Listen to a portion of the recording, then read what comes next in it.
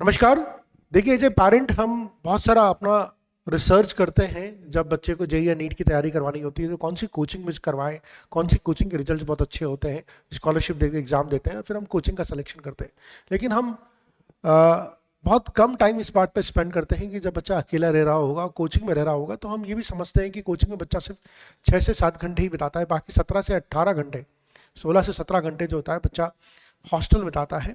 और जब बच्चा कोचिंग के लिए आ रहा होता है तो अपने घर से बहुत दूर हो रहा होता है, और यहाँ पर जो इश्यूज बच्चे को होते हैं, किसी भी जगह पे बच्चे को जो टीनेजर के इश्यूज होते हैं कि एकेडमिक इश्यूज भी होते हैं, साइकोलॉजिकल इश्यूज भी होते हैं, ठीक है, अपोजिट सेक्स अट्रैक्शन, डिस्ट्रैक्शन, ये सारे इश्यूज बच्चे को होते हैं।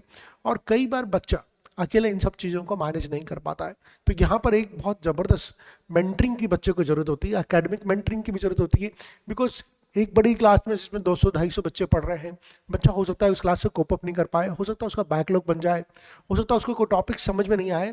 और जनरली हर इंसान का एक फितरत होती है कि वो अपने कंफर्ट जोन में रहना चाहता है, और यहाँ पर उसको एक एकेडमिक मेंटर चाहिए जो उसको टाइमली गाइड करता रहे, और उसको कब कौन सा मॉड्यूल लगाना है, कब कौन सी शीट लगानी है, कैसे एक्सरसाइज करनी है, क्यों करनी है, ये गाइडेंस, पल टू पल की गाइडेंस बहुत इंपॉर्टेंट है। सेकेंड चीज़ है कि मेंटरिंग की ज़रूरत है, एक आपकी मेंटल हेल्थ के लिए भी और एक आपकी साइकोलॉजी के लिए भी। बिकॉज जब आप इतने बड़ी जगह पे आते हैं और यहाँ पर जब इतना सारे बच्चों को आप साथ मिलते हैं, तो कई बार आपकी बैड कंपनी भी आपकी कई बार गलत हो सकती है। तो उस कंपनी को कैसे अवॉइड करा जाए, राइट कंपनी को कैसे चूज़ किया जाए, कैसे अपनी हैबिट्स को सही किया जाए, कैसे एक स्ट्रक्चर्ड डेली रूटीन फॉलो किया जाए, इसमें बहुत बड़ा रोल होता है मेंटरिंग का। इसमें बहुत बड़ा रोल होता है मेंटरिंग का। आप पेरेंट्स जो बहुत दूर बैठे हुए हैं वो बच्चे को इतने रिमोट कंट्रोल से मॉनिटर नहीं कर पाएंगे। यहाँ पर कोई ना कोई मेंटर की रिक्वायरमेंट होती है, और यहीं पर क्राइंजा का रोल बड़ा इंपॉर्टेंट हो जाता है, जो आपके बच्चे को स्ट्रक्चर्ड रूटीन देता है, डिजिटल डिस्ट्रैक्शंस मिनिमाइज करता है। बच्चे का जो डिजिटल एक्सपोजर होता है, स्मार्टफोन का एक्सपोजर होता है, लैपटॉप का एक्सपोजर होता है, सोशल मीडिया का जो एक्सपोजर होता है, उसको मिनिमाइज करता है। एक बच्चे को लगातार academic supervision, academic monitoring, academic push बच्चे को देता है ताकि वो अपने फोकस में बना रहे। तो क्या है, कोटा का पहला एकेडमिक हॉस्टल है क्राइंजा, जो एक स्मार्टफोन फ्री कैंपस भी है, जिसमें round the clock teacher support होता है। तो ये आप कोटा के किसी भी हॉस्टल में नहीं मिलेगा आपको, ये सिर्फ क्राइंजा का ही फीचर है।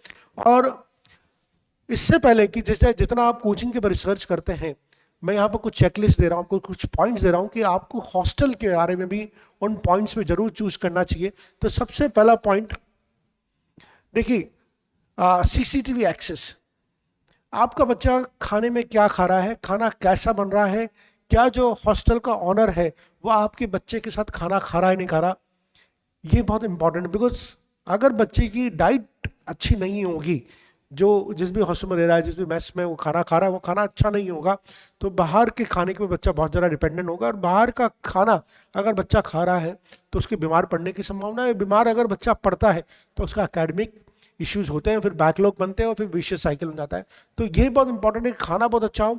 और उस खाने को कैसे अच्छा कर सकते हैं, हम लोगों ने एक सिंपल टूल लगाया हुआ है, सीसीटीवी एक्सेस। हमारे यहाँ पर जो खाना बनता है वो बच्चों पेरेंट्स को लाइव देख सकते हैं। जो ऑनर्स, जैसे मैं और मैडम, मेरी वाइफ जो है, वो बच्चों के साथ खाना खाते नहीं खाते, ये आप लाइव देख सकते हैं सीसीटीवी एक्सेस से। एकेडमिक सपोर्ट, देखिए मैंने जैसे पहले भी बताया था, 200 से 250 बच्चों की क्लास होती है। कई बार बच्चों को समझ में नहीं आ रहा होता है, कई बार बच्चा हिचक के मारे नहीं पूछ पा रहा होता है। वहाँ पर अगर बच्चा स्कूल कोचिंग से आया है और उसको हॉस्टल में ही एकेडमिक सपोर्ट मिल गया कि आज क्या पढ़ाया गया था, आज उसका ये होमवर्क है, टीचर साथ में रह के होमवर्क करवा रहा है, टीचर साथ में रह के एक्सरसाइज 2 एक्सरसाइज 3 रेस करवा रहा है, डीपीपी करवा रहा है, तो बच्चे का कॉन्फिडेंस लेवल बहुत बढ़ता है। और शुरू में अगर बच्चों को एकेडमिकली संभाल लिया जाए तो बच्चा फिर पीछे मुड़ के नहीं देखता है। तो ये पूरा का पूरा एकेडमिक सपोर्ट होता है। ट्रांसपोर्ट फैसिलिटी, देखिए ये भी एक बहुत इंपॉर्टेंट पार्ट है कि बच्चा जो है डेडिकेटेड ट्रांसपोर्ट में ट्रैवल करें। आप वो कोचिंग के पास हो, दूर, उससे ज़रा फर्क नहीं पड़ता, लेकिन वो अननेसेसरी जो न्यूसेंस एलिमेंट्स हैं और दूसरे तरह की जो प्रॉब्लम्स होती है शेयरिंग ट्रांसपोर्टेशन से, एक ही कैटेगरी के बच्चे हों, एक ही टेम्परामेंट के बच्चे हों, एक ही जगह के बच्चे हों, तो हमारे यहाँ पे पूरा का पूरा ट्रांसपोर्ट फैसिलिटी भी बच्चों को प्रोवाइड कराई जाती है। न्यूट्रिशियस मील, मैंने जैसे इस बात करी थी कि खाना सिंपल होना ज़्यादा इंपॉर्टेंट है, ठीक है, लेकिन वो ऐसा खाना नहीं होना चाहिए जो बहुत ज़्यादा तला भुना खाना हो, बहुत ज़्यादा मार्केट वाला खाना हो। तो वो यहाँ पर इंश्योर किया जाता है। और कैसे इंश्योर किया जाता है, हम खुद वही खाना खाते हैं जो बच्चों के लिए बनता है। This is safe same food, this is no separate food for us. और ये सिर्फ महीने में एक दिन ही होता है, ये पूरे राउंड द 365 डेज होता है। रिक्रिएशनल एक्टिविटीज, देखिए जब बच्चा अकेला आ रहा होता है, रूम में रह रहा होता है, तो ज़्यादातर टाइम जब भी उसको टाइम मिलता है तो अपने मोबाइल में बिताता है। उस वजह से उसकी जो लाइफ स्टाइल होती है डिस्टर्ब हो जाती है, हाइजीनिक पार्ट वीक हो जाता है, उसका डेली रूटीन भी बिगड़ जाता है, उसका स्लिप साइकिल डिस्टर्ब हो जाता है। लेकिन क्राइंजा एक पहला ऐसा हॉस्टल है जहाँ पर रिक्रिएशनल एक्टिविटीज़ बहुत है, क्योंकि बच्चे का बहुत लिमिटेड मोबाइल टाइम होता है। तो बच्चा क्रिकेट भी खेलता है, बैडमिंटन भी खेल रहा है, हमारे पास खुद का अपना पिकल बॉल कोर्ट है, जिम है, तो जहाँ पर बच्चा लगातार किसी न किसी एक्टिविटी में इंगेज होता है। और वो बोलते हैं ना कि जो अगर एक हेल्दी बॉडी होगी तो उसमें हेल्दी माइंड रहता है, ये इंपॉर्टेंट चीज़ है। रिक्रिएशनल फैसिलिटीज, सो इन सब चीज़ों के लिए बहुत सारी रिक्रिएशनल फैसिलिटीज हमारे पास है। इसके अलावा हम बहुत सारी ट्रैकिंग पिकनिक्स ऑर्गेनाइज करते रहते हैं। आप चाहें तो हमारे सोशल मीडिया अकाउंट्स में, चाहे वो फेसबुक का अकाउंट हो चाहे वो यूट्यूब का अकाउंट हो, उस पर जाकर हमारी पिक्चर्स और वीडियो देख सकते हैं कि हम बच्चों को कैसे एक्टिविटीज़ कराते हैं। पैरेंटल फीडबैक, देखिए हम जो बच्चों को पेरेंट्स को लगातार फीडबैक देते रहते हैं बच्चे के एकेडमिक प्रोग्रेस के बारे में, ये बहुत इंपॉर्टेंट है। देखिए जब आप बच्चे का इंस्टीट्यूट का रिजल्ट आता है वो महीने में एक बार टेस्ट होता है, वहाँ का रिजल्ट आता है, लेकिन हमारे यहाँ पर बच्चे की प्रोग्रेस के बारे में रेगुलर अपडेट दी जाती है। तो कभी भी आप ऐसा नहीं होगा कि you will caught off the guard नहीं होगा, आपको लगातार फीडबैक मिलेगा। इनफैक्ट क्राइंजा अपने खुद के इंटरनल टेस्ट करता है बच्चों के।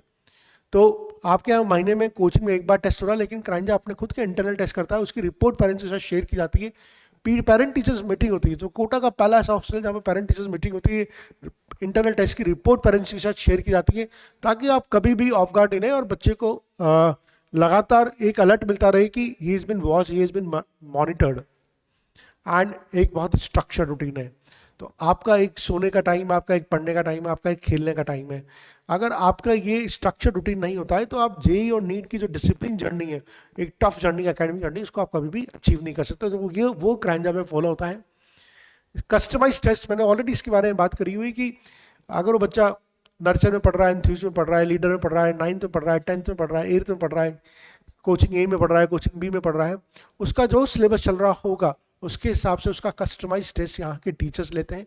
और यहाँ के टीचर्स अवेलेबल रहते हैं बच्चे के लिए डाउट सॉल्विंग के लिए, या उसको कुछ एक्स्ट्रा पढ़ना है उसके लिए, या हमें जब लगता है बच्चे से इंटरेक्शन करने के बाद कि इसको इस चैप्टर में एक्स्ट्रा पढ़ने की जरूरत है, या ये इसका चैप्टर वीक है, ये इसका कोचिंग में अच्छी तरह से कवर नहीं हुआ, तो वहाँ पर हम पिच इन करते हैं।